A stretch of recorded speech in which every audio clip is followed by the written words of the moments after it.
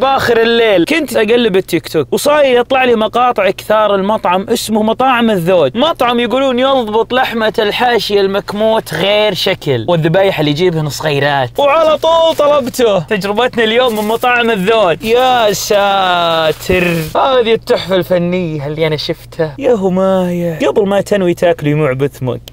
يا ساتر، يوه نكهته رهيبة وذايب زبدة. عندهم مكموت لحم وعندهم بعد مكموت دجاج، وإلى الرز عندهم أبيض وعندهم أحمر. ركز على الحب يا الطعم.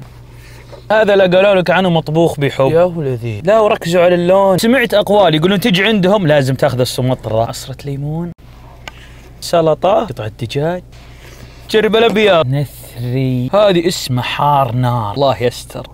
لحم حويرة، سمطرة خيال. ويني عن هالمطعم؟ جوع آخر الليل ما يبيله إلا شيء دسم ولذيذ. وقع الاختيار على الذود. على الطاري اكتبوا لي بالتعليقات ايش معنى الذود، ما يعرفون إلا الفاهمين.